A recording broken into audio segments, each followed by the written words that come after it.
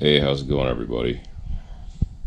So, I want to read you something that I wrote 2 years ago, right after my wife passed away. It was my way of honoring her and her life, and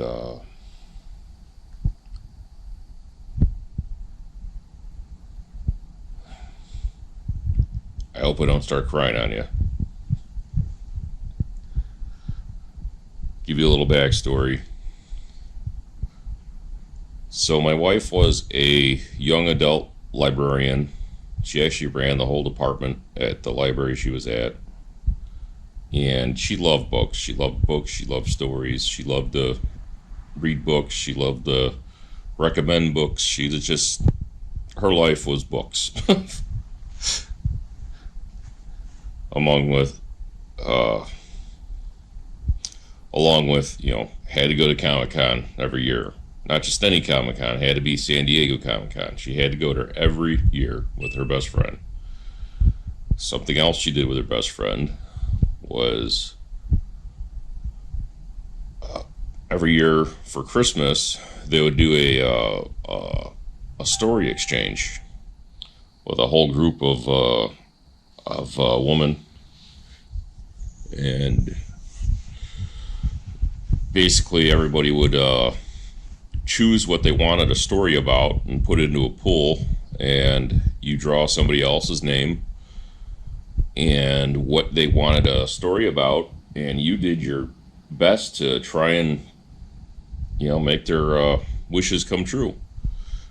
And I actually look forward to it every year. It was cool reading the stories that other people wrote for my wife and her best friend, and vice versa. The stories they wrote for other people, and it's really cool. It really is. So I wrote. So I'm already gonna cry. I wrote her story to try and honor her and her life, and well, here it is. Munchkin is what she remembers being called. The reason why is escaping her memory, along with most all else. It's dark in the world she's in. Light is a precious commodity here as of late. What she does know is that she has to keep fighting. She knows she has to. There is a sentient being, a monster that corners her at every turn, seemingly impossible to escape. Her memory's fading after every battle, yet still able to hold on to her feelings, and with that, distant memories within, although not clear.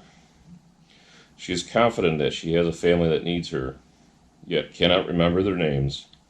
A few days go by, and she begins to gain some ground. She wins battle after battle with the monster, gaining confidence and regaining memories. A son, she proclaims. I have a son. As she remembers something from her life. I must keep going for him, my husband, my family. She pauses and cries a sigh of relief. I remember again, she thinks out loud. Munchkin can finally take a breather and attempt to recuperate. But alas, the monster is stronger, smarter than she had thought. Anyone thought. It had transformed itself and seemingly grew stronger. But how, she thought, how is this possible? What is it? Where did it come from? How can I defeat it? Can I defeat it? She thought to herself. She is growing weaker by the day, the hour, the minute. She isn't sure how much more she can fight. Munchkin can begin to hear distant voices, loved ones calling for her. I'm here, she calls to them. But the voices begin to fade, and she can feel life slipping away. She fought all she could, but the monster that deserves no name has won. She slips into the darkness, but at the last second she sees a light. She fights her way towards it with all her might and enters it. The monster can take her energy, her life, but it can't have her soul.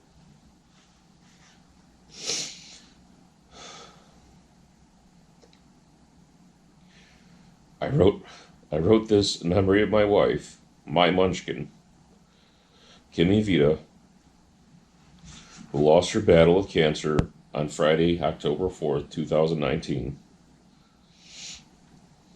She committed her life to helping others. She loved to read books and write stories. What better way to tell her fight than with a story, I thought.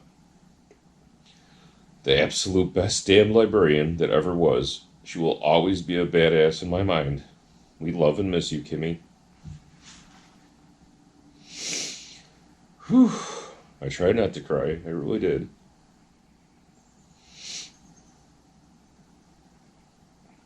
You know, she was born on 11/11/83, and her lucky number was 11, and it seemed to surround her life at every turn, every corner. There was that 11. The night she died, she passed away exactly at 11 o'clock, surrounded by 11 of her closest friends and family.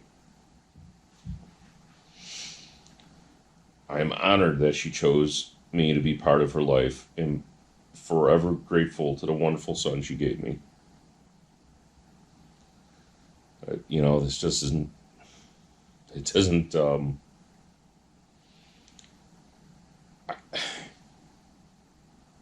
I don't think I'll ever be over this. This isn't something you just get over. She leaves that kind of impression. Oh, she left that kind of impression on everybody. I feel like the luckiest person in the world to have been able to share my life with her. And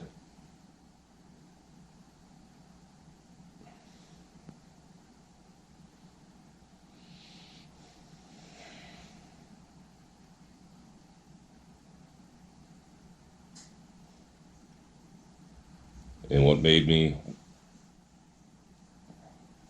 want to do this, to share the story with everybody, was in one of the videos I put out past month or so. I talked about me believing in karma, and somebody responded that if karma were real, then why are there children dying of cancer? And I had to think about that. You know, that's a really good it's a really good question. And I thought about my story that I wrote for Kimmi. See, cancer really is a monster. It doesn't abide by everybody else's rules and regulations, and you know, it doesn't have feelings. It doesn't believe in karma, and that's a true monster. It's, you know, that's a true definition of a monster, I think. You know, and karma doesn't. You know, cancer really is just that. Cancer is a monster. It doesn't care. It doesn't care how old you are. It doesn't care how young you are. Doesn't care how good of a person you are. It just does what it wants. There's got to be a cure for it. There's got to be. If we can put all our resources together and come up with a vaccine for a virus in under a year, there's got to be a way. There's got to be a way to try and do something more about cancer. There's got to be.